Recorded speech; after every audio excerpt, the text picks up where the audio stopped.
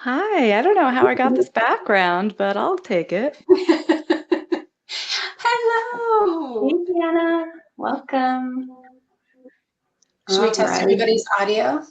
Well, I think we're going to be live here in a second. So, Can you hear me okay? yeah, everybody Can you sounds hear me? great. Yeah. Yeah. Okay, All right, got awesome. Well, audio. we have everyone joining us now. Everyone just got pushed from the last session. So, we're going to dive right in. Okay. So, we're so excited. It's time for our first session on growth blueprint, proven tactics from top practitioners for expanding your practice. So, Julia Raypock, our senior manager of payment operations here at Practice Better, is going to chat with all of these incredible founders. We have Deanna Wolf, Dr. Brandy Zachary, and Michelle Leota. You're going to learn their top strategies for client attraction, retention, and scaling your business. So before we dive in, I want to introduce your lovely moderator, Julia. So Julia spent nearly 9 years at MindBody, where she managed the global payment sales and account management teams and oversaw the expansion of MindBody's lending program, MindBody Capital. So Julia is passionate about working with businesses to help them grow and scale their operations with integrated payments. Okay, Julia, I will let you kick off this session and introduce these incredible practitioners. Thank you so much, Jen. And I am so excited to be here. This is my first Practice Better Summit, and it's the first panel. I'm super excited. And so I'm really excited to introduce our panelists. Deanna Wolf, welcome, welcome. Deanna has helped over 400 women grow wildly successful online businesses inside Online Entrepreneur Academy and owns 3 7-figure businesses. She helps coaches, practitioners, and moms create profitable and scalable businesses by launching one-to-one services, group programs, courses, and media work. You can see her regularly featured in articles from The Today Show, The New York Post, or listen to her weekly top-rated wellness and entrepreneur podcast, Deets with Deanna. Welcome, Deanna. It's so great to have you. Michelle Leota is a successful health coach with Thanks, Julia. over 20 years of online marketing experience. She created Healthy Profit University and the Health Coach Power Community podcast to help coaches earn a living doing the work they love. Michelle is a single mom of 2 boys with no plans to cover up the hard-earned silver streaks in her curls. Learn more at healthcoachpower.com. Welcome, Michelle. It's so wonderful to have you. And Dr. Brandy Zachary, or Dr. Z, is a well-known functional medicine teacher and practitioner whose recent launch went from 0 to 7 million in less than a year. Dr. Z has mentored thousands of health entrepreneurs, created LabDX, which is the only labs done for you solution for practitioners with over 60 advanced labs. And she is the founder of Functional Medicine Academy, producing the most successful practitioners the fastest. Welcome, Dr. Z. It's really, really lovely to have you. Thanks. Happy to be here. Yeah.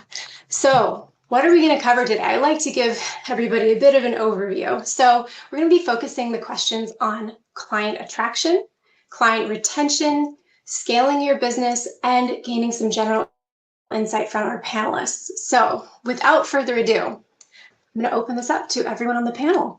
What are the most effective strategies you've used to attract new clients to your practice? Can I start? Please. Amazing. All right. So I would have to say, I know there are other ways to gain clients, but I truly believe that creating magnetic content through social media is the best way myself and many of my clients have created 6 and multiple 6-figure businesses. I would have to say that many clients say they hate social media or they're nervous to get out on social media and put their face online. They're nervous of what people may think of them when they put themselves out there. But typically, it's really all about not just being an expert, but really relating with people, being able to create content that's different from your competitors, being able to create magnetic content that gets you in front of the right eyeballs, and really be able to create not just educational, but the content that activates people. to take action and want to learn from you. And that's what really drives my clients and myself to be successful online, is not to be the perfect expert. You don't have to create perfect content or be an influencer, but every brand, whether it's Nike or your local gym, has a presence online, and to be able to show up and do that day to day is really important in my business. So I truly believe one of the best ways is through social media, and it's not too saturated. It's growing so much, and people don't go to websites any longer to purchase things. They really purchase first from social media, and maybe they go to a website, or maybe they go to your sales page from there. But I truly believe people are buying from social media, and specifically Instagram is where a lot of our clients get most of their clients as well. Great. Michelle, Dr. Z? Yeah, can you hear me okay? I just want to make sure. All right, great. That's awesome. Deanna, that's great. I love that you set us up with that. I'm going to say like the opposite has always been true for me, where, I mean, there's so much love for social media, and I started my health coaching practice before any of that existed. So it's hilarious because, you know, it's getting all my clients through meeting people and talking to people in real life and going places and, you know, making connections and the networking. And that to me is the heart of finding clients. So yeah, you can also do it online, but don't, for those of you who are a little iffy with social, a little iffy with tech, don't be afraid, because there have been businesses thriving for decades and decades, long before the internet. And I think we have to remember that. So just to like balance the equation, because I know a lot of the practitioners that I work with are like, I don't want to be on social media all day, or like, I don't know how to use this tool or that tool. And like, we can learn, we have the capacity, right? Like neuroplasticity is an amazing thing. And you can walk down your street and talk to someone and find an opportunity that leads you to clients, right? So there's online and offline. Love that. Dr. Z? So we just taught this recently. There's only 12 methods right now that are working to bring in new patients. But the good thing is you only need 1 to 3.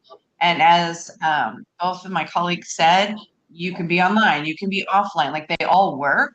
What we need is people to commit to what they're doing. And what I find is the biggest issue, whether they're new or already making 7 figures plus, if something's not working, it's because they didn't line up what I call the slip and slide. So it's 9 questions that connect who they are as a practitioner to what they offer, to how they name their no charge consult, to their webinar or speaking or online, whatever their marketing is, to their ideal client. And that's why I call it a slip and slide. Because if you just talk about functional medicine, nutrition, whatever, you think it's connected, it's more of an obstacle course for a client to come in. But if you line that up, it creates buyer's ease. It becomes an easier yes. There's trust there. So you don't have to do everything, but that has to be dialed in before you go forward. And then I think also, you'll probably ask about it later, but knowing the timing of when you do your launches and sort of what's going on right now. I've been talking a lot, doing like State of the Unions as we're headed into making the turn in the year, right? Going from the end of 2024 to the beginning of 2025. It's very important that practitioners are prepared for that and busy right now, and then they can win in any environment, but we have to do that. I love that you each had like a slightly different take on this, and then Dr. Z, that you like blended them together. Deanna, were you going to say something? No, honestly, I love what all the women said. I think it can be a blend. And I think knowing that you can use an in-person referral network, as well as what Dr. Z said, implement for 90 days. I would never tell people to go on social media and find a client and sell to them first off the bat, right? There really is a sales funnel you need on social. But I do think that you can, like the amount of people you can touch, the reach that you get on social is unmatchable to in-person, truly. So that's why I really believe in that approach, but not that we don't also aren't able to do in-person networking. Yeah, this actually leads really nicely into the next question, which is, can you each share a successful marketing or outreach campaign that significantly increased client acquisition? Michelle, can I start with you? Sure. Yeah, one of the things that was always most effective in my own health coaching practice of 13 years I was in private practice, and something that now works for so many of the coaches that I mentor in their own businesses is offering a lower ticket program, something that's a very, very easy yes. And I think it works for two reasons. Well, many reasons, but two big reasons. One is that many times clients are iffy about stepping into working with a practitioner who is maybe not going to be a $20 copay on their insurance, right? Like this is a little different than they may be used to. So if we can have them dip their toe into like a short, maybe like a 5-day program, very inexpensive, like let's just get to know each other. Let me show you instead of tell you how effective this work can be. I find that can be super duper effective. And also for the practitioner, because I don't know, maybe you guys can tell us in the chat, like how long have you been in business? I'm sure we have a huge range with us right now. We have so many hundreds of you on the line. Some of you may have been in business for a long time and you have no problem talking about your programs, your pricing, signing new clients. But if you're in your first year or two, or even 5, you might be like, again, it's so scary to do some of this stuff. So I find it super duper effective for the practitioner to practice offering something smaller scale, getting comfortable with that, getting experience there, so that you're able to then go on and offer higher ticket problems like it's nothing. Great. Dr. Z, can I pass it over to you next? Sure.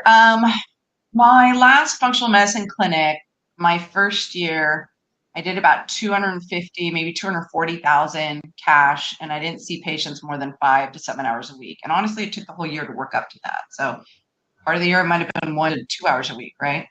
But the biggest thing that grew the fastest for me was teaching. So I was very passionate about, even though I had health education and DC license. When I got sick myself, I was declared permanently disabled, never work again, and then had to do my own work to figure it out. So when I re-entered the land of the living, I was very passionate that people needed to know about it. So I taught free classes, and it was like a layperson crash course in your body and functional medicine and nutrition. And that worked really well. I didn't even make offers at the time, but that grew my practice. Now, I've done something similar, could be online, could be in person, could be speaking, could be networking. Around, I wanted to build a real business, and they're all good, don't get me wrong, but I wanted a real business, which is something that makes money when you're not there, something that someone else would want to buy, right?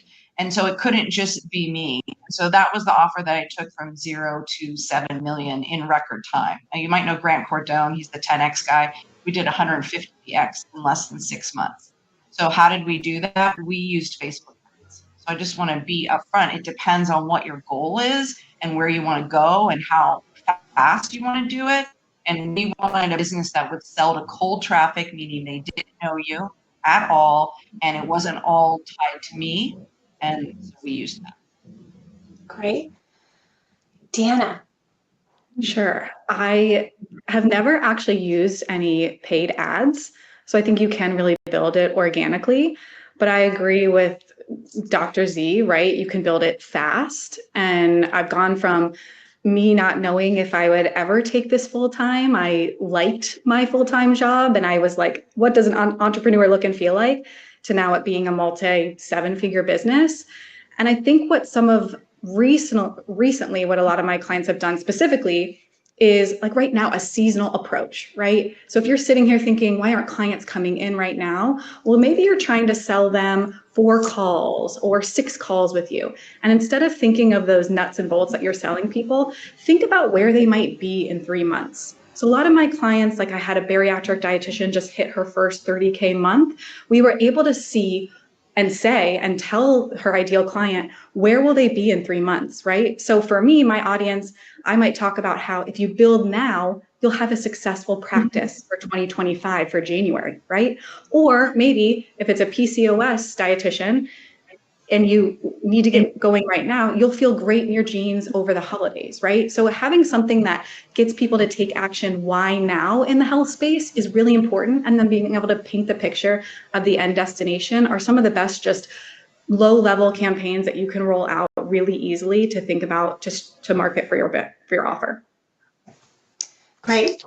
I do want to shift over to client retention. I feel like we could talk about any of these topics for a long time, but I want to be mindful of time and I want to cover as much as possible with each of you.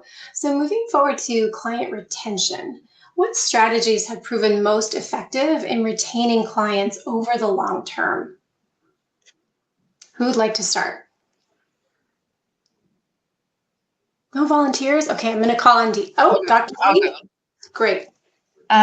For me, I mean, there's so many different things: patient communication, compliance, setting the stage, asking permission, making a partnership, getting buy-in, all those. But I think the biggest thing is using labs and using them as milestones. So we moved away from the initial intake exam report of finding offer, that model, and instead made the whole course or program or membership or whatever you do like an ongoing report of findings that peeled back, and you would actually see your practitioner more often for less time. It worked so well for everyone and saved the patient money. Why were they retained? Not only were they having a good relationship with that practitioner and getting good results and really, like I said, working together, but there's milestones you would hit. And labs are perceived as a gold standard for patients. And so when a lab is needed, not unnecessarily, of course, but when it's needed and you can show that, and then you have findings in front of you that's going to impact your care moving forward, then naturally they want to continue, right? And you can retest and post-test, right? And use that as a milestone. So as long as the progress is still there and there's a reason to stay, I find retention is great. Can I ask a follow-up question to that, Dr. Z? Are there any reports that you utilize in Practice Better that really help with that client retention and being able to monitor progress and milestones? So, I mean, we do like every single model, but my favorite for newbies is a program that's between 3 to 5 months long, not shorter, not longer. And to do what I call the 4 stages of transformation. Number 1, there has to be a purpose, a reason, and why. Number 2, there has to be high stakes. That's usually money. You've got to charge enough for someone to not ghost you and show up. And they're going to do it because they just laid down enough money for it. Number 3, there has to be time, a container. That's your built-in. And we like to use Practice Better courses. We actually make them for our clients. That's why all of our clients use Practice Better. We give them all the forms, patient automation, just everything, right? And then the 4th thing is human contact. And you need all 4. That's your visits, open office hours, whatever you do. But you need all 4 if you want a transformation. And the transformation is the only thing you market for, nothing else. So you got to think transformation. And you use Practice Better to track all of that information and each of those milestones. So it's our preferred EMR for everything, all the paperwork, getting signed up, doing visits, holding the visits, having a course. It helps build that container and move them through those milestones.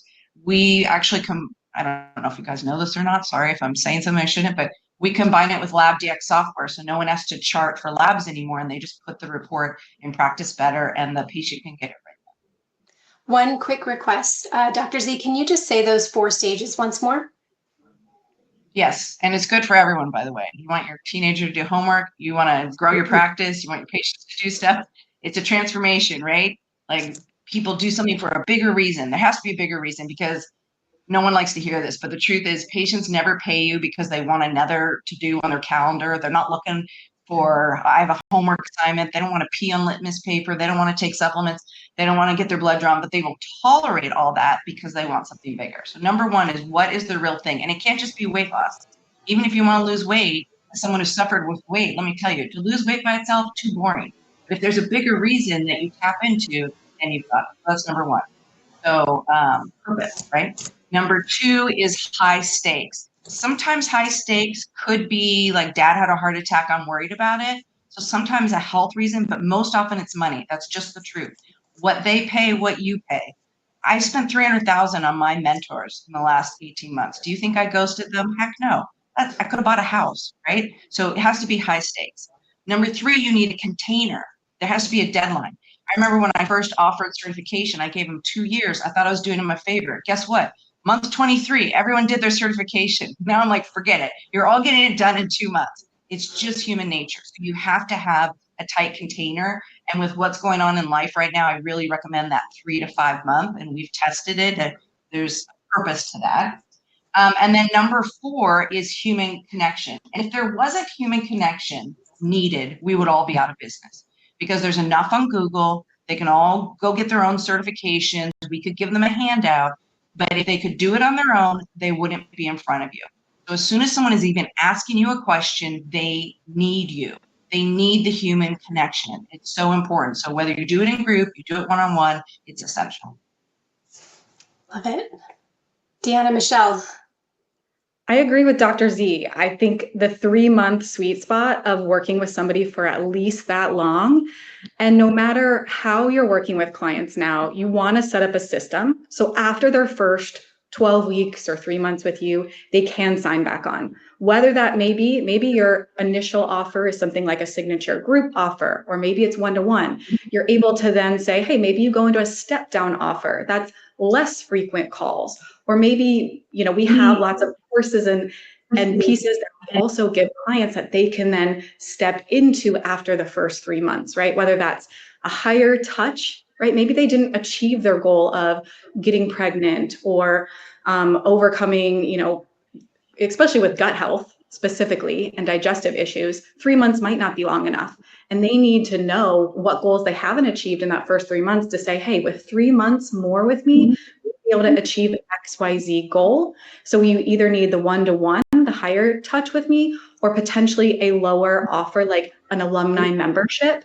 So just making sure there's a system so that after the first 12 sessions, they can sign back on is the most important. Because we know that the people that invest with you, when you give them high quality services, those are very low hanging fruit for you to build your business on, so that people sign back on, because once they get the results, they want to keep working with you. And I think it's just really important that you build in those key steps throughout, comparing their initial check-in to their final check-in, strategic check-ins throughout your program that we provide clients as well too, to show them what they've achieved and what they haven't and what they can with further work with you.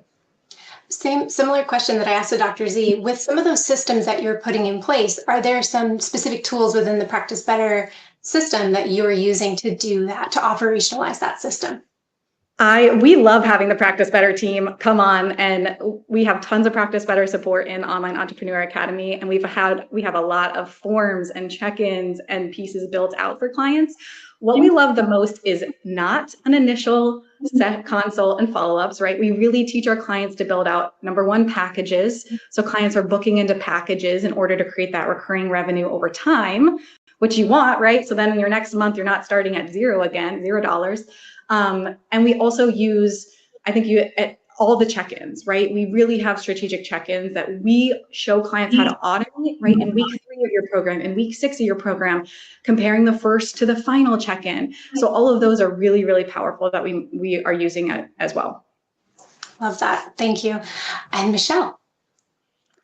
When I'm thinking about retention and the clients that have just worked with me forever, the ones that keep coming back, I'm thinking always about the human connection, which, Dr. Z mentioned, the community aspect, because you know why? I mean, we have weight problems, we have diabetes running rampant, we have autoimmune disease out the wazoo, but you know what is really the killer is loneliness in our world. And I think that the clients that I see again and again and again, they'll come back and participate in that next group. Nobody needs more information at this point, or maybe they work with you privately and then they want to stick around. They can step into that next group program that you're offering. I love groups because there's that dynamic between people that's worth everything, right? To them emotionally, to their physical health or mental health, emotional health. So I love the idea of, running group programs throughout the year. It invites new clients in, like I mentioned earlier. It allows past clients to stay engaged with you, to bring their friends. I once had this group of women, they were all friends from college and they lived around the world, all different countries now. And they would sign up for every single group I ran because it was a way for them to stay connected to each other and do something good for themselves. And that was just the most beautiful thing. So when I think of retention, I would just encourage everybody to think about the human aspect. Did you get together internationally somewhere really cool to like have that in-person connection? Well, it's online, but yet you're doing the same things at the same time. These could also be done actually live in real life. But like this event right now, look how many people are here, right? We get tired of working by ourselves, don't we? And everyone's tired of doing their own thing in their own little world and not seeing half their friends as much as they wish they could. So using online tools can bring people together when there's some process, there's some experience that they're having at the same time. Yeah. I love this emphasis on really having the system in place to facilitate all of these different dimensions and all of these different ways to keep your clients engaged and to keep them retained. I think each of you has a unique approach to that. So that's fantastic. I do want to skip Can I say one more thing about that? Sorry. Sure. Sometimes I'll bribe my patients and I'm just upfront with them. And so it was what Deanna was saying, that sometimes you have a step down as they're getting better. And how would I keep them in? I would just be honest with them that when people feel better and then they leave, what happens is they don't come back until they're in a crisis. And then we have to start over with this more acute scenario. It's going to cost more. It's going to be digging out of a hole. And it's not as exciting as the first time. The first time it was new. Second time you know what's coming and you're dragging your feet. Whereas if I can say keep them in like some low cost plan, I bribe them by giving them supplement discounts, lab discounts, access to open office hours that they wouldn't normally have, and one check-in a quarter. And that is like, let me keep you on a maintenance plan. If there's an issue, nip it in the bud right away. And I find that helps a lot. And I'm just super upfront with them. Like, yeah. I'm going to bribe you to stay. Incentivize, right? Yeah, that's a better one. Bribe, incentivize. But I just have one question that I want to call out from the chat because I think it's a good time to call it. In terms of some of those strategic check-ins, can you give us a little bit of insight into like where and when that occurs? I think that might have been for what I was talking about. Yeah, but I think both you and Dr. Z and Michelle too. Yeah, and I think there was a lot of questions about that because I think a lot of, like when I started out, I used to ask my clients, how you doing? What's going on? What's going well? And it was like pages and pages, right? I had no systems and they were emailing me all their issues and all their wins. And it was like, it took me full days. And this was when I was side hustling. I was doing this on Sundays, checking in with clients and trying to write them back with everything they had told me, right? When I finally figured out what questions are key, how to build out a check-in process that's easy for me, right? To audit what they're doing, to say, hey, change this or don't change this. That set boundaries up for me. So like Dr. Z said, I'm not working around the clock for clients. They're coming to me with exactly what I need to hear. Here are the tweaks I'm giving them, and they can go on their way and we can hit their goals this week instead of waiting until the next time I talk to them, right? So it's less calls and it's more progress. And that's what we set up with all of my clients in Practice Better, so they can be on the phone less, taking less calls, but getting their clients the results they want. And that's what's key for us. Dr. Z, Michelle, anything you wanted to add?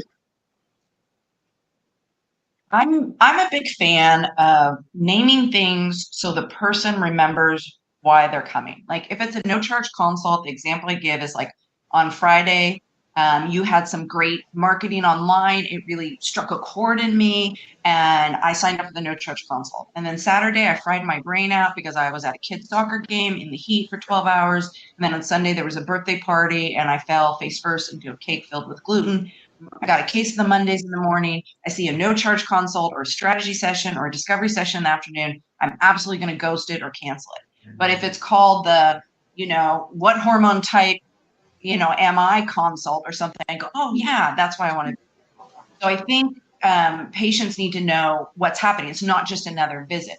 So with us, we actually have a strategic advisor. And so besides like the regular coach that works with you, the strategic advisor does a visit at the beginning of the first 3 months and at the end of the 3 months. So they actually jump in with your coach. So they know it's a special visit. There's a special assessment. And then there's going to be a new 90-day roadmap generated. So that's how we run it. Wonderful. Michelle? I think all I wanted to add to that is that people are very busy. And so sometimes, we're like, how many live group calls can we do? Or, put things to put on their calendar. I think I saw some question about how often to meet. I found that the more we can make things accessible asynchronously, it allows people to be much more engaged, like when they can be. It also allows you to work with clients around the globe. So just something to think about. We love live calls, but I also really love a group chat. I really love not answering things one-to-one ever. I'm always answering in a group format. So we're reaching everybody and everyone can benefit from each other's questions. Love that. Super smart. Love it. Love that. Because then they start helping one another too. Yes. Yeah. And then you just sit back and watch the magic happen. Just correct the mistakes. Well, wait a minute. Maybe try this. I love that. I do want to switch. We're already running out of time, which is, unfortunate. But I want to talk a little bit about scaling your business, and starting first with what are the biggest challenges that you faced when scaling your practice, and how did you overcome those challenges? Can I start with Deanna? Sure. As a dietitian personally, we like to control everything. We are perfectionists. We think we know it the best and nobody else can do it how we do it, right? I think everybody probably in the health field is. So I wanted to control everything. I didn't want to welcome help in my business. And I would also say when scaling my practice, it was on the side for so long. And I had to decide, am I going to do this? Am I going to go all in?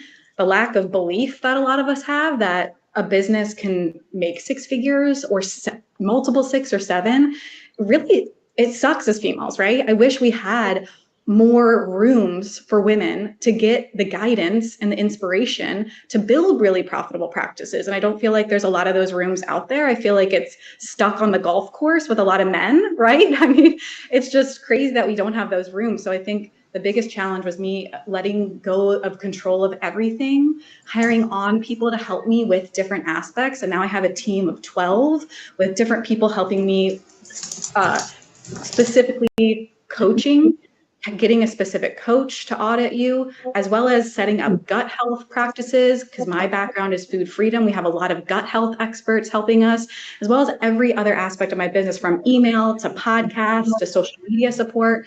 So I think just knowing that you don't have to be the expert at everything, finding a mentor who's gotten to where you are, letting go of control is really the most important thing that held me back for so long, was thinking I'm smart enough to figure it out. I'm a perfectionist. I got this. Instead of leaning on other people that had already gotten there, or instead of knowing that there's other people that are great at making Canvas. I hate Canva, whatever it is. I would rather, have somebody else do that for me. So I think scaling, I think there's different ways you can scale. Maybe it's financially, maybe it's diversifying your product suite, or maybe it's just by working less, by building more passive income. And all of those things are things that I've worked on in the past 3 years that have been able to get my business where it's at. So the first person that you hired, was that a coach to audit the business or a mentor to really audit the business? Good question. My first hire was an OBM, or an online business manager. It was the day I quit my full-time job. I said, I need somebody else to keep me accountable. And we would meet 2 to 3 times a week to just check in on what I was doing, to hire on my first coach and to hire on my first virtual assistant. First 2 hires besides the OBM that I hired, just as a strategic person to tell me this is what a successful business looks like with team members instead of just yourself. Because I didn't really know that. I mean, I had been in a hospital, I'd been in corporate America for a little bit and seen big corporations have a business, but I had never seen what a small female-run business could look like in the different roles. So I needed to really understand that. So an OBM, or an online business manager, was my first hire. Fantastic. Michelle. Yeah, that's funny. Made me think, gosh, what was my first hire? Because same, I thought I could figure this all out by myself. And I did. It just takes forever, you guys. It took years and years. We could accomplish so quickly if someone could just show you the way. So yeah, I was going to say getting expert support was definitely my first step towards scaling. I hired a business coach and she hooked me up with an assistant who I still work with today. And I could not run my business without her. That alleviated so much. off my plate, because then you can grow. Then you're not in the weeds. I used to type my own transcripts for my podcast, you guys. Type it. Like, what? You need the right tools when you're ready for them, and you need the right support, right? You don't need it all up front. You don't need it all on day one. But when you start like hitting walls where you're spending hours doing something that somebody else or some tool can do in like 2 seconds, that's when you need that tool. That's when you need that support. Otherwise, you're just always in the weeds struggling, you know? And so actually, I learned about practice better when I was hitting a wall with like my scheduling. You know, it was just so much, it was just turning into a mess. Too many clients on the calendar, too much mishmash. I had everything on paper back in those days. And I remember when Natalie got in touch with me and was like, I got to show you this platform. And I was like, please do. It changed everything. That's what I mean. Hitting a wall, there's always a tool to help. I love it. Dr. Z? Oh boy. Well, I love everything that was said. And Deanna, I was thinking, like, I used to teach all the clinical content. I still do a fair amount, but they were like, how'd you ever let go of that? And I hired RDs and NPs. I hired the perfectionists. And I was like, that's how I let go of it. But anyway, I relate to what you both said so much. And this last year with that new offer I did, we were operating at the top of our space, which was great. So when you talk about not having the rooms, I hear you. We had to go outside of functional medicine to up level the coaching we could get because we had to use them all. And so I had a different vision. And, you know, my mentor was making 50 million a year. And my first mentor was doing 7 million. So that's why I did 7, because it's like, oh, all right, I guess I'm going to think beyond that and have a different vision. So I think that's super important. But scaling a practice or scaling a business of any kind was really different than how I'd ever done it before. And I had to be super narrow and super focused. And so what I said earlier about thinking of creating my first real business, even though I've been in business for over 30 years, but my first real business where someone else.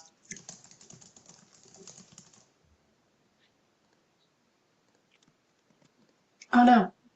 Generation to bring in new that didn't know me at all. I was a stranger to them. And then pour, you know, gasoline on the fire. And that was to scale it. Only once that was mastered could we then diversify. And that was really hard for me to do because I like doing different things. I would love to double click on all of this. I think what I've enjoyed most about just that last part is that sense of being able to let go of some things. To aspire to something greater, you have to let go of the control a little bit. And yeah, like there are so many great resources out there. We just have to allow ourselves to leverage them. So that's really, really great. I do want to shift over to our Q&A session, or part of the session with live Q&A. Jen, if you want to come back onto the stage. Yeah, awesome. Get into some questions. You guys can hear and see me okay? Awesome. Yeah, so we had so many amazing questions. So there was quite a few questions, Dr. Z, about your 9 question lineup, or the slip and slide, I think. And maybe you can even just give us a little insight into a couple of those, or a little more detail. Yeah, you know what I can do better than that, because it's a little bit of a detailed handout. I can add it to the gift bag. You know, you guys already had it for something, and I put in a tool to help you identify your ideal patient. So why don't I just put a 9 question worksheet in there? Does that sound good? Because I don't want to eat up everyone. Because it's, you know, it's 9 things, so it's like explaining each of the 9 things. Yeah. I love that. Okay. Awesome. Thank you. So Sandy had a question. I offer group chats in my programs. I find that the most people contribute in the beginning and then they drop off. So only a few people kind of contributing after that. So I think she's looking for some insights or strategies on how to maintain that engagement. Can I speak to that? Yes. Yeah, so when you're hosting a forum of any kind, you guys are even doing it right now in the chat. PB's doing such a good job with it. You're like hosting a party. you know? So if you're going to just be like, how's everyone doing today? And leave it at that, you know, the answers are going to be pretty grim, and there's not going to be a lot of engagement. So I find that you want to do a blend of like the more serious stuff and the logistics of what everyone's working on, and like talk about chocolate. You're going to get people engaging. Talk about, you know, everyone struggles with their spouse, right? People are going to engage with that. Or if you're working with moms, talk about the picky eaters. Like get them again, it's that human part that sometimes we forget because we're so like in our world of like lab tests, and you know, you have to remember to talk to people about their life. They're going to be much more likely to engage with that. Don't be afraid to make jokes or share a funny meme or like something that's, you know, related. But like engagement breeds engagement. So if you can get someone to just be like, haha, that's funny, or like answer like a silly little question, they are more likely to actually engage with you in a meaningful way. So the challenge is like playing hostess and knowing that they're going to be shy. So that's really part of your job. I agree. And my programs too, Michelle, I love that. I think it's also in my programs every Monday, you're setting goals based on the 5 goals that we tell you got to achieve this week in order to move on to the next phase of our program. And then every Friday we're sharing wins, what worked, what went well, so that it's less of me just needing to get in there and teach all the time. And it's more what's working well for her business and what did she implement this week based on all the videos and the, you know, resources that we have in the program, and how can I implement that in my business? So I think goals and wins every single week can show women what's going well, how they're progressing, and can also create a community where people are like, yes, we're all winning, we're all succeeding, and we're able to do this, and not feel like they're falling behind and not able to actually do it. Oh, you can't hear me? We can hear you. Yeah, I think some people might just have audio issues on their side, but you sound good. Can you guys hear okay, or is it breaking up? I can hear you. Okay, I can't tell if you can hear, but I love the suggestions. I think they're great. I'm a big fan of memes and humor. I just think life has to be fun and funny no matter what you're going through. So I use a lot of that. Sometimes it's autobiographical, whatever. If it's worth a laugh, I don't care. The other thing is we would like teach like a short little topic each week, maybe 10, 15 minutes, and then that would kick off new knowledge and questions. So that's usually how we kept it going. Mm-hmm. Awesome. Julia, do you want me to pull another question? Yeah. So there was a great one from Rachel around choosing a topic for your group. So can you give examples of group focuses you found to be a good place to start, or how you choose a focus for a group? Who wants to kick it off? I'd be happy to jump in on that. I think it's so easy for us to choose topics like gut dysbiosis, you know, and that's fine if you know like you're going to be covering that type of topic. Do not name it that. Do not market your group around gut dysbiosis, right? Like who are you marketing to? Are you marketing it to women? How are they experiencing their gut issues? It's going to be about bloating. It's going to be about their bellies. It's going to be about feeling comfortable in their clothing, right? Like you always want to take the topic and put it in terms of what do they want? And that's a really good litmus test. Just if you're naming something, throw out, you know, all the gobbledygook jargon, you know, about health and wellness, and just think about your intended client. What does this person want in plain terms? What would they say they want? They want to be able to like zip up their jeans comfortably. They want to be able to not have to run to the bathroom in the middle of their meeting at work. You know, like those words are so much more powerful. And that's just a marketing tip for everything you do. Always put it in their language and their experience, not your fancy pants practitioner jargon. I love that. That's actually the handout I gave, was how to find those words. But I totally agree with everything you said. And what I would add is that if you're going to do like a Facebook group or something like that, which is a great free tool to use, you also name it that. Because you want to use like social media, you want to use the algorithm and how people search and what they are looking for. And go see what's out there already. Always pick something you're interested in, because if you're not excited, no one else will be excited. But yeah, mostly we describe things terribly, so we have to be in their minds to be able to describe it. I think there's something to be said about working with clients well before you launch into a group program, right? Like really getting client success one-to-one before you feel like you have to sell to 5 to 10. I love that. Jen, I think we're getting very close, 15 seconds left. Put it in their language, start small, implement systems, and outsource to find those great resources. Ladies, I want to thank you so much for all of this information and for joining us at the summit today. Of course. Thank you. so much. Thank you, Julia. Thank you, Jen. Thanks. Thank you.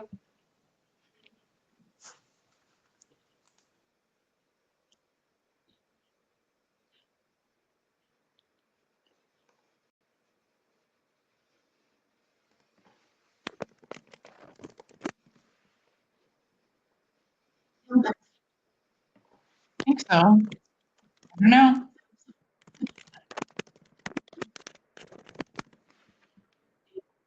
Great job, Dr. Z. Oh, thank you. Likewise, you guys too. It's fun to meet you both. I know, you too. I think we're off stage now, I assume. I think so too.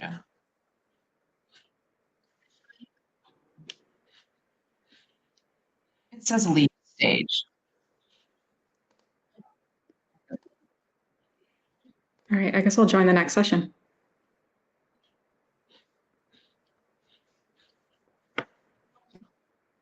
Oh, I can't hear Julia. Is Julia talking?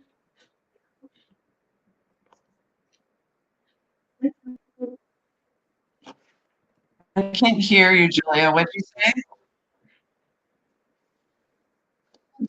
I can hear you now. It just clicked out.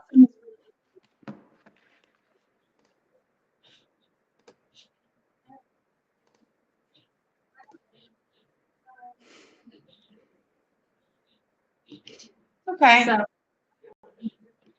I can hear you. Oh, Michelle can hear you? Wait, I know you guys are backstage, but how do we get backstage? Dr. Z and I are still like on stage. Wait, how do I get back? Oh, I see it now. Okay, I can hear you now.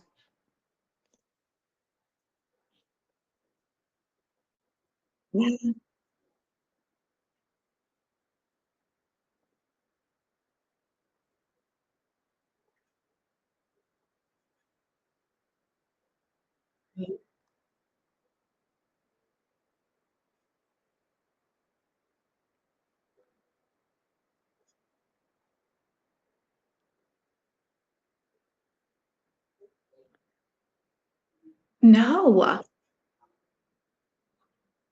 I need to check her out now. Cool. Oh my gosh. That's very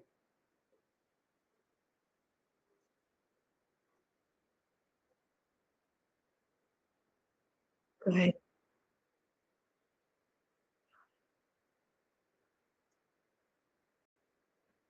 No, I need to. And I have a few successful pelvic floor physical therapists in my entrepreneur academy, who launch programs online. So anyway,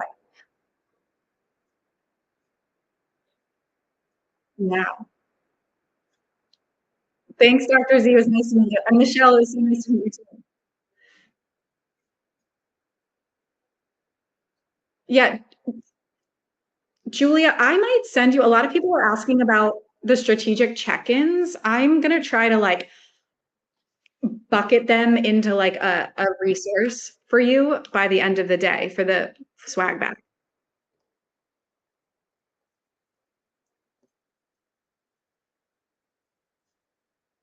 Yeah. Okay.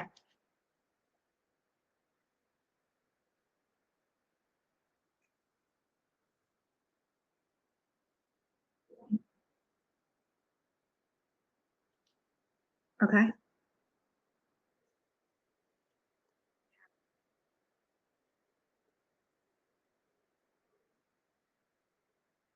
Yeah. Yeah.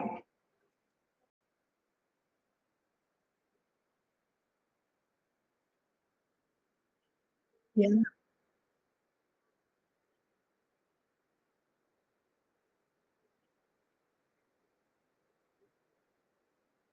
Okay.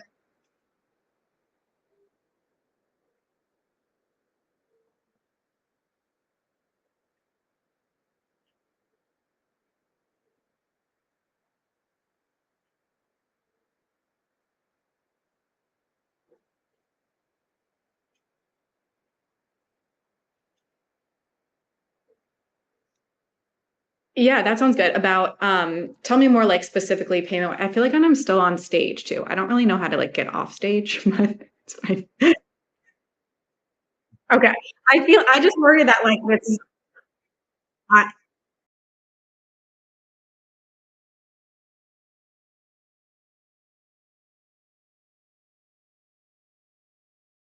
I don't know if you're shutting down the room or if it's already shut down, but all right. Okay, thank you.